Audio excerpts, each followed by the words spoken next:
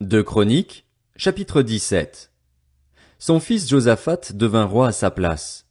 Il se fortifia contre Israël. Il mit des troupes dans toutes les villes fortifiées de Juda, et des garnisons dans le pays de Juda et dans les villes d'Éphraïm dont son père Asa s'était emparé. L'Éternel fut avec Josaphat parce qu'il marcha sur la voie que suivait son ancêtre, David, au début et qu'il ne consulta pas les Baals. C'est en effet au Dieu de son ancêtre qu'il eut recours, et il suivit ses commandements sans imiter ce que faisait Israël. L'Éternel affermit la royauté entre les mains de Josaphat. Tout Juda lui payait un tribut, et il eut des richesses et de la gloire en abondance. Son cœur s'engagea toujours plus dans les voies de l'Éternel, et il fit encore disparaître de Juda les hauts lieux et les poteaux sacrés. La 3e année de son règne, il chargea ses chefs Ben-Haïl, Abdias, Zacharie, Nathanaël et Michée d'aller renseigner dans les villes de Juda. Il envoya avec eux les Lévites Shemaéja, Néthania, Zébadia, Azaël, Shemiramoth, Jonathan, Adonija, Tobija et Tob-Adonija, ainsi que les prêtres Élishama et Joram. Ils enseignèrent dans Juda avec le livre de la loi de l'Éternel. Ils parcoururent toutes les villes de Juda et enseignèrent parmi le peuple. La terreur de l'Éternel s'empara de tous les royaumes des pays voisins de Juda, et ils ne firent pas la guerre à Josaphat. Des Philistins apportèrent à Josaphat des cadeaux et un tribut en argent. Même les Arabes lui amenèrent du bétail, 7700 béliers et 7700 boucs. Josaphat devint de plus en plus puissant. Il construisit des forteresses et des villes destinées à servir d'entrepôt en Juda. Il fit accomplir beaucoup de travaux dans les villes de Juda, et il avait de vaillants hommes comme soldats à Jérusalem. Voici leur répartition en fonction de leur famille. Pour Juda, les chefs de milliers étaient le chef Adna avec 300 000 vaillants hommes, et à ses côtés le chef Jochanan avec 280 000 hommes, ainsi qu'Amazia, fils de Zikri, qui s'était volontairement consacré à l'Éternel, avec 200 000 vaillants hommes. De Benjamin était issu Eliada, un vaillant homme, avec 200 000 hommes capables de manier l'arc et le bouclier, et à ses côtés Zozabad, avec 180 000 hommes équipés pour la guerre. Tels sont ceux qui étaient au service du roi, en plus de ceux qu'il avait postés dans toutes les villes fortifiées de Juda. Deux Chroniques, chapitre 18. Josaphat eut des richesses et de la gloire en abondance, et il s'allia par mariage avec Akab. Au bout de quelques années, il descendit trouver Akab à Samarie. Ce dernier tua pour lui et pour la troupe qui l'accompagnait un grand nombre de brebis et de bœufs, et il le poussa à monter à Ramoth en Galaad. Akab, roi d'Israël, dit à Josaphat, roi de Juda, « Veux-tu venir avec moi à Ramoth en Galaad ?» Josaphat lui répondit, « Toi et moi, ton peuple et le mien, il n'y aura aucune différence et nous irons l'attaquer avec toi. » Puis Josaphat dit au roi d'Israël, « Consulte donc maintenant la parole de l'Éternel. » Le roi d'Israël rassembla les prophètes, au nombre de 400, et leur demanda, « Devons-nous aller attaquer Ramoth en Galaad, ou dois-je y renoncer ?» Ils répondirent, « Monte-y, et Dieu la livrera entre les mains du roi. » Mais Josaphat dit, « N'y a-t-il plus ici aucun prophète de l'Éternel, pour que nous puissions le consulter ?» Le roi d'Israël répondit à Josaphat, « Il reste un seul homme par qui l'on puisse consulter l'Éternel, mais je le déteste, car il ne prophétise rien de bon sur moi, il ne prophétise toujours que du mal. C'est Michée, fils de Jimla. » Josaphat répliqua, « Que le roi ne parle pas de cette manière. » Alors le roi d'Israël appela un eunuque et lui dit, « Fais venir tout de suite Michée, fils de Jimla. » Le roi d'Israël et Josaphat, le roi de Juda, étaient assis chacun sur son trône, habillés de leur tenue royale. Ils siégeaient sur la place qui se trouve à l'entrée de Samarie, et tous les prophètes prophétisaient devant eux. Sédécias, fils de Kenaana, s'était fabriqué des cornes en fer, et il affirma, « Voici ce que dit l'Éternel. Avec ces cornes, tu frapperas les Syriens jusqu'à leur destruction. » Tous les prophètes renchérissaient. « Monte à Ramoth en Galaad. Tu connaîtras le succès et l'Éternel la livrera entre les mains du roi. » Le messager qui était allé appeler Michée lui dit, « Les prophètes sont unanimes pour prédire du bien au roi. Que ta parole soit donc pareille à celle de chacun d'eux. Annonce du bien. » Michée répondit, « L'Éternel est vivant. Je communiquerai ce que mon Dieu dira. » Lorsqu'il fut arrivé vers le roi, celui-ci lui dit, « Michée, devons-nous aller attaquer Ramoth en Galaad ou dois-je y renoncer ?» Il répondit, « Montez-y. vous connaîtrez le succès et ils seront livrés entre vos mains. Le roi lui dit, Combien de fois me faudra-t-il te faire jurer de ne me dire que la vérité au nom de l'Éternel? Michée répondit, Je vois tout Israël dispersé sur les montagnes, comme des brebis qui n'ont pas de berger. Et l'Éternel a dit, Ils n'ont pas de seigneur, que chacun retourne en paix chez lui. Le roi d'Israël dit à Josaphat, Ne te l'avais-je pas dit? Il ne prophétise rien de bon sur moi, il ne prophétise que du mal. Michée ajouta, Eh bien, écoutez donc la parole de l'Éternel. J'ai vu l'Éternel assis sur son trône, et tous les corps célestes debout à sa droite et à sa gauche. L'Éternel a dit, Qui va persuader Akab, roi d'Israël, de monter à Ramoth en Galaad afin qu'il y meure? Ils ont répondu l'un d'une manière, l'autre d'une autre. Mais un esprit est venu se présenter devant l'Éternel et a dit, Moi, je vais le persuader. L'Éternel lui a dit, Comment? Je vais sortir, a-t-il répondu, et je vais être un esprit de mensonge dans la bouche de tous ses prophètes. L'Éternel a dit, Tu le persuaderas, tu vas y parvenir. Sors et agis de cette manière. Maintenant, l'Éternel a mis un esprit de mensonge dans la bouche de tes prophètes que voici, mais lui, il a prononcé le malheur contre toi. Alors Sédécias, fils de Kenaana, s'approcha, frappa Michée sur la joue et dit, Par quel chemin l'esprit de l'Éternel est-il sorti de moi pour te parler? Michée répondit, Tu le verras le jour où tu iras de chambre en chambre pour te cacher. Le roi d'Israël dit, Arrêtez Michée et amenez-le à Amon, le chef de la ville, et à mon fils Joas. Vous leur ordonnerez, Voici ce que dit le roi. Mettez cet homme en prison et nourrissez-le du pain et de l'eau de misère jusqu'à ce que je revienne en paix. Michée dit, Si tu reviens en paix, c'est que l'Éternel n'a pas parlé par moi. Il ajouta, Écoutez, vous, tous les peuples. Le roi d'Israël et Josaphat, le roi de Juda, montèrent à Ramoth en Galaad. Le roi d'Israël dit à Josaphat, Je vais me déguiser pour aller au combat, mais toi, mets tes habits. Le roi d'Israël se déguisa donc, puis ils partirent au combat. Le roi de Syrie avait donné cet ordre au chef de ses chars, Vous n'attaquerez ni soldats ni officiers, mais seulement le roi d'Israël.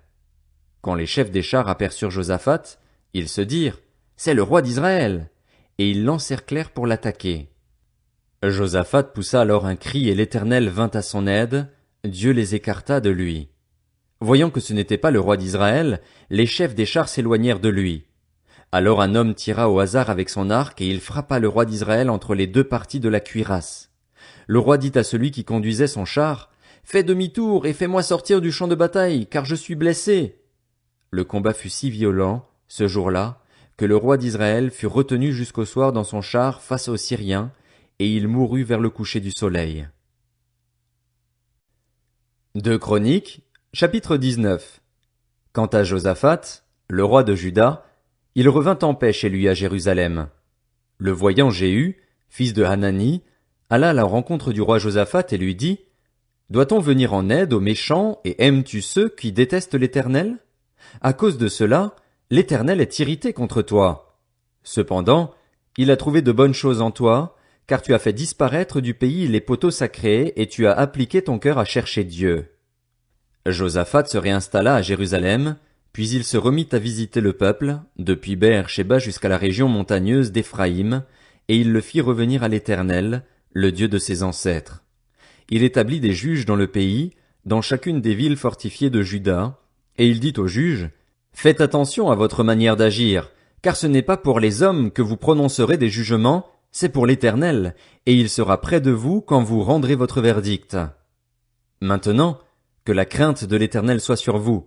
Veillez sur vos actes, car il n'y a chez l'Éternel, notre Dieu, ni injustice, ni favoritisme, ni acceptation de pots de vin. À Jérusalem aussi, Josaphat avait établi des Lévites, des prêtres et des chefs de famille pour Israël, pour l'application du droit de l'Éternel et les contestations. Ils revinrent alors à Jérusalem, et voici les ordres qu'il leur donna. Vous agirez dans la crainte de l'Éternel, avec fidélité et avec intégrité. Dans toute cause que vous soumettront vos frères établis dans leur ville, en rapport avec un meurtre, une loi, un commandement, des prescriptions et des règles, vous les éclairerez. Ainsi, ils n'offenseront pas l'Éternel, et sa colère n'éclatera pas contre eux et vous. Agissez de cette manière et vous ne commettrez pas d'offense. Vous avez à votre tête le grand prêtre Amaria pour toutes les affaires de l'Éternel, et le chef de la communauté de Juda, Zébadia, fils d'Ismaël, pour toutes les affaires du roi. Vous avez aussi à vos côtés des Lévites comme magistrats.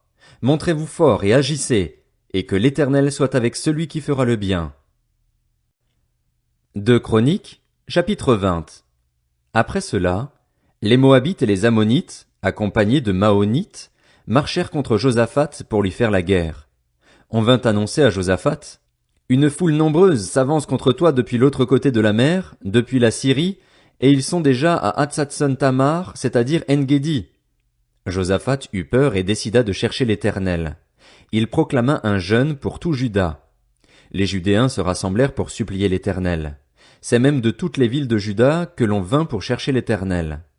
Josaphat se tint debout au milieu de l'assemblée de Juda et de Jérusalem, dans la maison de l'Éternel, devant le nouveau parvis, et dit: Éternel, Dieu de nos ancêtres, n'est-ce pas toi qui es Dieu dans le ciel, et n'est-ce pas toi qui domines sur tous les royaumes des nations? N'est-ce pas toi qui détiens la force et la puissance, toi à qui personne ne peut résister? N'est-ce pas toi, notre Dieu, qui a dépossédé les habitants de ce pays devant ton peuple, devant Israël, et qui l'a donné pour toujours à la descendance d'Abraham, ton ami? Ils l'ont habité, et ils t'y ont construit un sanctuaire en l'honneur de ton nom en disant: Si un malheur nous atteint, que ce soit l'épée, le jugement, la peste ou la famine, nous nous présenterons devant ce temple et devant toi, car ton nom réside dans cette maison. Nous crierons à toi du fond de notre détresse, et tu nous écouteras et nous sauveras. Voici maintenant les Ammonites et les Moabites ainsi que les habitants de la région montagneuse de Séhir. Tu n'as pas permis aux Israélites de pénétrer sur leur territoire quand ils venaient d'Égypte et, en effet, ils ont fait un détour et ne les ont pas détruits. Les voici qui nous récompensent en venant nous chasser de ton héritage, celui que tu nous as donné.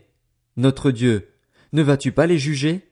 En effet, nous sommes sans force devant cette foule nombreuse qui vient nous attaquer et nous ne savons que faire, mais nos yeux sont sur toi.